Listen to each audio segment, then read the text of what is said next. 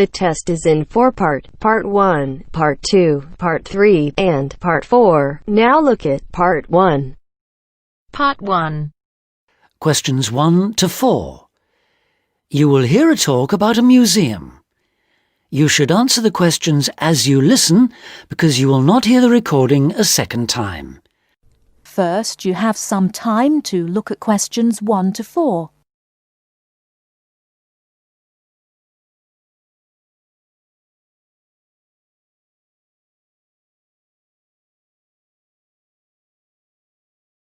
Listen carefully and answer questions 1 to 4.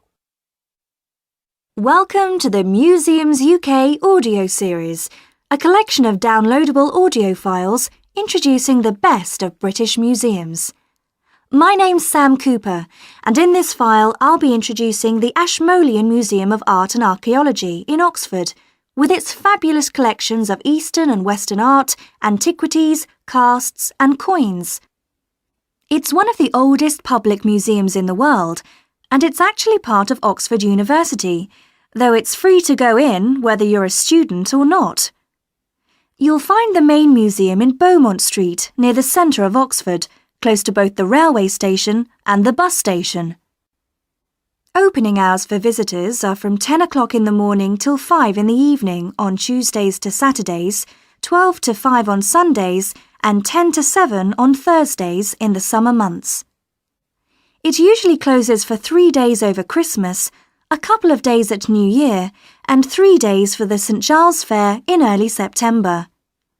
You can take photos in the galleries, but only with handheld cameras and not using flash or lights, which can do serious harm to exhibits. Also, as long as you follow all the copyright regulations and you get permission from the staff on duty, you can ask for antiquities documents of less than 100 years in age to be photocopied at a cost of 5p per A4 sheet. Before you hear the rest of the conversation, you have some time to look at questions 5 to 10.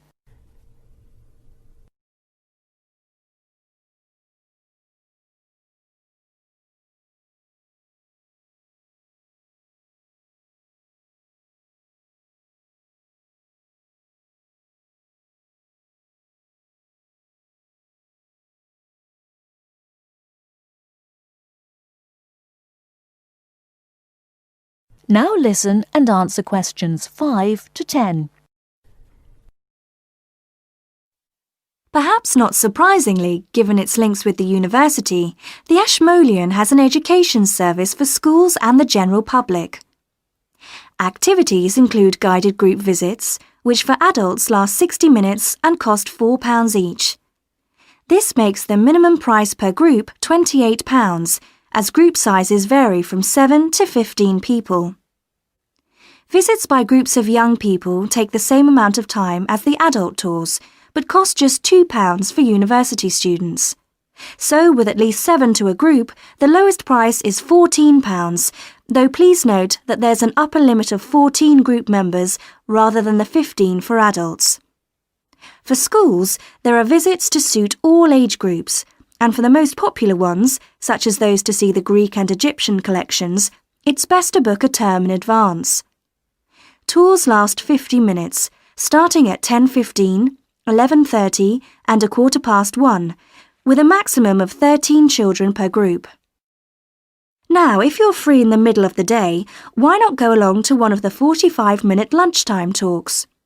There's a really wide range of topics. On the 19th, for example, the subject is Greek mythology, and on the 20th, there's Celebration of India. Both begin at 1:15, the usual time for these talks, and they're held every Tuesday, Wednesday and Friday. Another regular feature, on Saturday mornings through to the afternoons, are the workshops. If you're interested in developing your own illustrative and artistic skills, these are for you. They're aimed at artists of varying levels of experience and are always led by practicing artists. Running for 6 hours from 10 o'clock, this is wonderful value at just £5, including basic materials, and also a decent cup of coffee. That is the end of part 1. You now have half a minute to check your answers.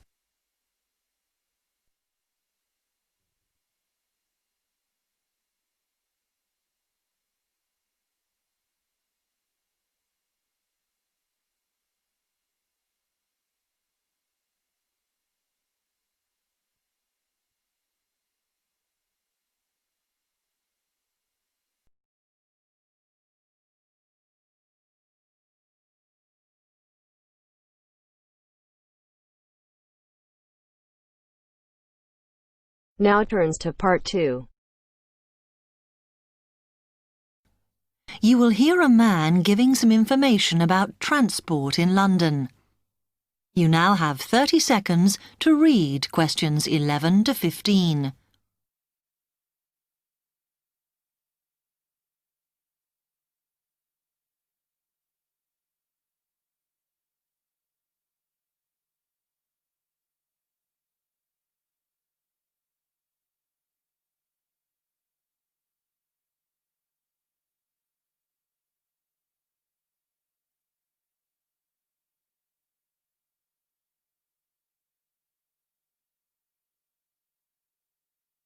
Hello, can I help you? Yes. I was wondering what the best way was for me to get around London. Well, there are a lot of possibilities. As you probably realise, the main ways to get around are bus, train and tube. Oh. The Underground. Oh. It depends how much you want to spend. All forms of transport offer special tickets, such as cheap day returns on the trains and so on. Overall, you'll spend less on the bus as it operates on a basic flat fare for each journey. But of course it may not go to where you need to travel to. The mainline trains only operate in the outlying areas, though a few cross London, whereas the tube has stations which are placed in central areas of the city, close to the main sites and shops. Obviously there are more bus stops, but you will probably have to change buses to get where you want, which can be inconvenient. You will find that the buses are mainly in the central areas, but some tube lines go quite a long way out of London, so you could use this for longer journeys. Having said that, the tubes do get very crowded, so you should use the train if you want to sit down. It does depend where you're travelling to. Well, I'm living on the outskirts, but I have to travel into London to college every day, and then around London when I'm here. OK, so time is going to be an issue for you. The tube should be fast crossing London, but quite honestly, there are so many delays that it's not very efficient. Again, the train has fewer stops, so is probably your quickest option to get to and from college. Of course, which service you use might depend on how frequent it is. I mean, the trains might only be every 20 minutes or whatever, but a timetable is published to save you hanging around. There are a lot of tube trains at busy times of day, but fewer at other times. Whereas the buses run every 5 minutes through most of the day, and there are night buses. But you'll need to check out your route first. You now have 30 seconds to read questions 16 to 20.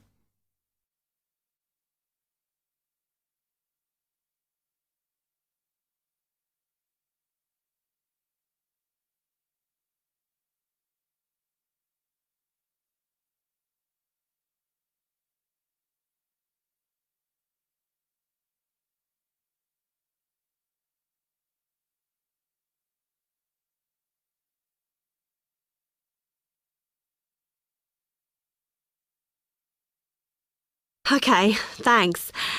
How can I get from here to Hackney then? Right, well, you can choose. We're here at the information office, OK? Now, next to us, on the corner of the High Street and Sweet Street, is the bus stop, opposite the bank. The bus goes all the way to Hackney, but it is a very indirect route, so it could take ages. If you want to take the train, walk down the High Street towards the city. Go past the bank, and on your left is the station, just before you get to the post office. There's a mainline service to Hackney Wick, so if you need to get into the centre of Hackney, you may need to pick up a bus when you get there. Opposite the post office, on the corner of Hart Lane, is the tube entrance. You'll see the big signs. That's probably the best way to get there, though you may have to change. It's probably best if you go and get a travel card first. To get to the ticket office, you go out of here onto the High Street. Then turn into South Street, and the ticket office is on your right opposite the cinema. Of course, you may decide it's quicker to take a taxi. But it's a long way, so I think it'll be very expensive. If you do want to get a cab, then the rank is outside here, just opposite the office.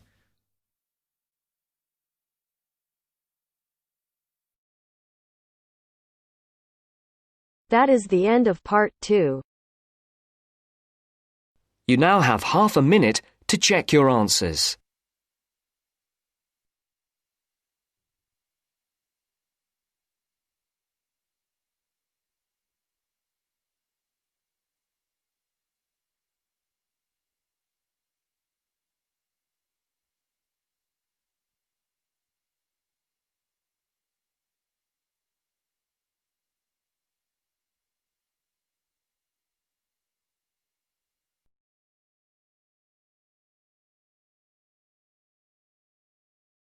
Now turns to part 3.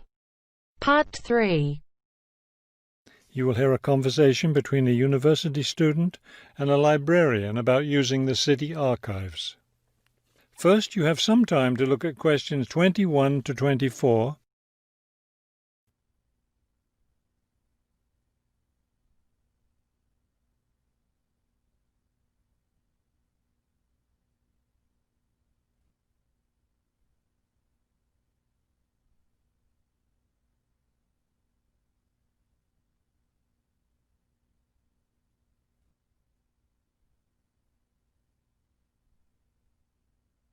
As you listen to the first part of the conversation, answer questions 21 to 24.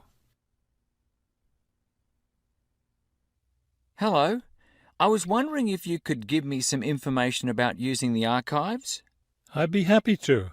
Are you a resident of the city?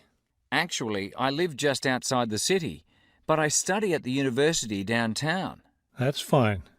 All you need to do is show your university identification card, and you can use the archives at no charge, as long as your ID card is current, of course. Yes, it's valid. So I don't have to pay anything? No, city residents pay an annual fee, but students can use the archives for free. Everyone else needs to get special permission from the director, but that doesn't apply to you, of course. Oh, good.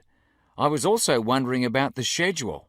I have classes every day, Monday through Friday, and I also have a part-time job. So I could really only use the archives on weekends. That's not a problem at all. We're open all weekend. Actually, the only day we're closed is Monday, so you can come any day, Tuesday through Sunday. Are you open in the evenings? Yes, we're open from 9:30 in the morning until 8:30 in the evening. That will fit my schedule well. Before you hear the rest of the conversation, you have some time to look at questions 25 to 30.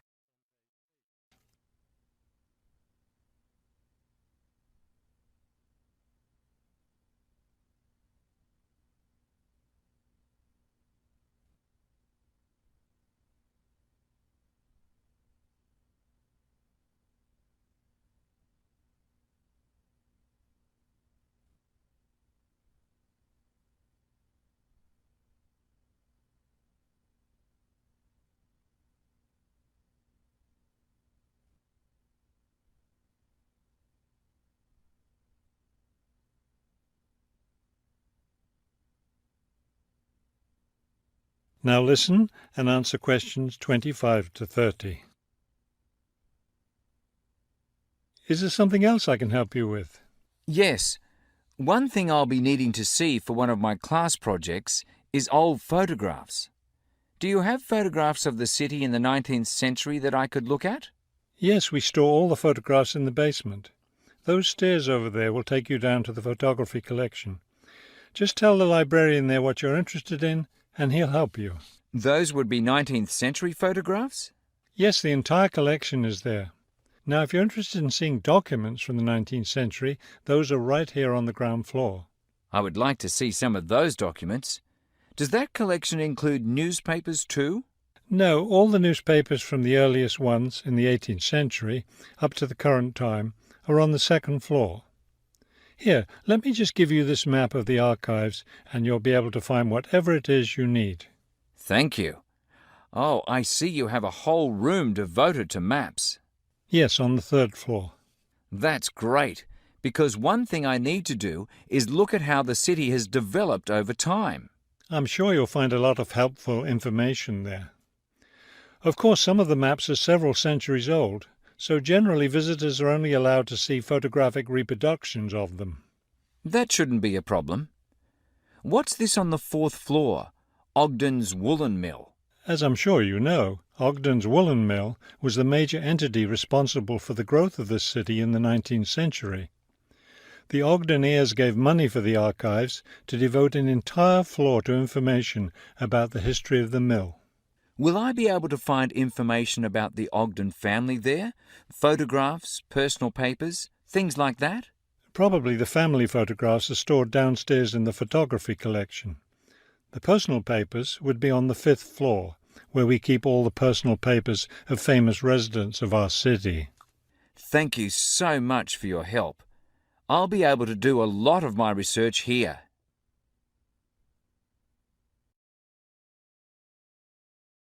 That is the end of part 3. You now have half a minute to check your answers.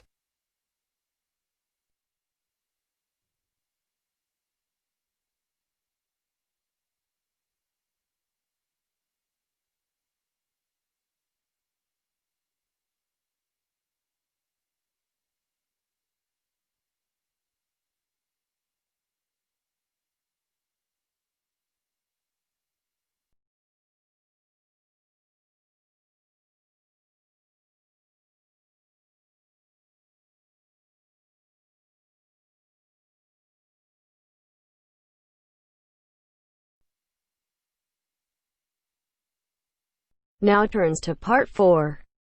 Part 4. You will hear a lecturer talking about the importance of laughter. First, you have some time to look at questions 31 to 40 on page 131.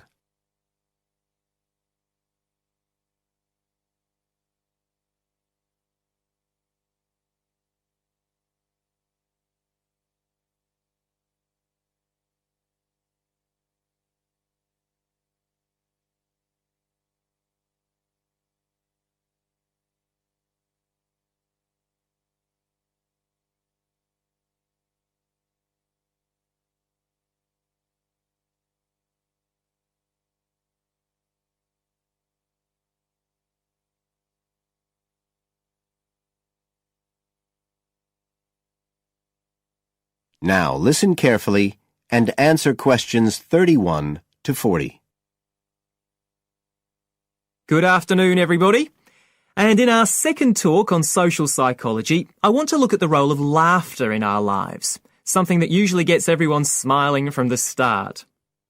So, first of all, I'll start by looking at the actual nature of laughter. Well, when someone laughs, you've got movement of the muscles of the face and the chest, and you've got sound formed when the air's forced out of the body as part of this process. So we're talking about a physical activity. But obviously, other things are involved as well, and this is where it gets more complicated. Laughing isn't something that you normally decide to do, so it's not voluntary behaviour like ordinary speech. Instead, it's regulated by our instincts, rather like the singing of a bird or the roaring of a lion. And once you start to laugh, it can be quite hard to stop. That's not always under your conscious control either. But why do we laugh? Because we find something funny, most of us would say. But in fact, it appears that laughter has little to do with jokes or funny stories. Only about 10% of laughter is caused by things like that. One suggestion is that human laughter may have originally started out as a shared response to signal relief at the passing of danger. And it's true that even these days, laughter's rarely an activity carried out by an individual on his or her own.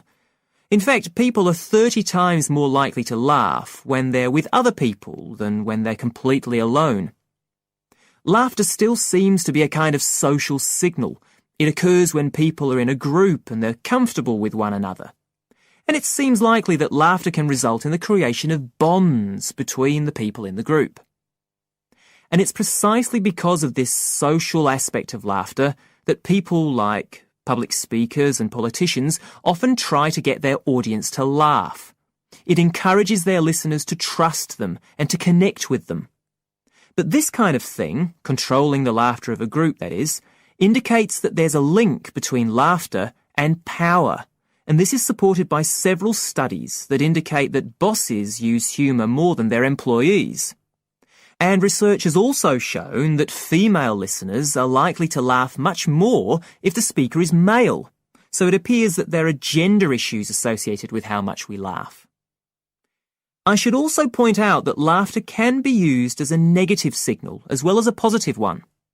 I think we've all probably seen evidence of a group using laughter to exclude someone, to emphasise that they are not accepted. So it's not always a positive type of behaviour either. So what all this goes to show is that laughter is a very, very complex issue.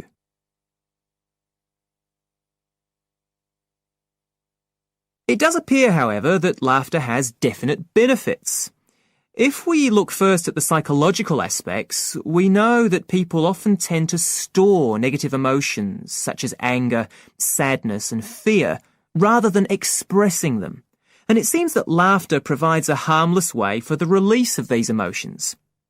But there are also clear physical effects that have been monitored too. For example, laughter is good aerobic exercise. It speeds up heart rate and respiration and raises blood pressure. One researcher suggests that 100 laughs a day is the equivalent of 10 minutes jogging. Laughter also helps prevent the stress that so many people suffer from today, which results from the faster pace of life and all that goes with it. It does this by reducing the levels of hormones in the blood which are caused by stress. And in addition, it is known to increase the levels of chemicals that protect the body from infection or pain, and so it helps to boost the immune system. One interesting study showed that people who had had surgical operations asked for fewer painkillers if they'd been viewing comic films. In fact, research has even shown that the quality of dreams can be positively affected by laughter. A good laugh 10 minutes before going to sleep can prevent you from having bad dreams and give a much more pleasant and restorative night's sleep. So there's now little argument that finding things funny and enjoying a good laugh is extremely beneficial to us all. What we need to consider now are the ways in which laughter can be used as a treatment for people who... That is the end of part 4. You now have half a minute to check your answers.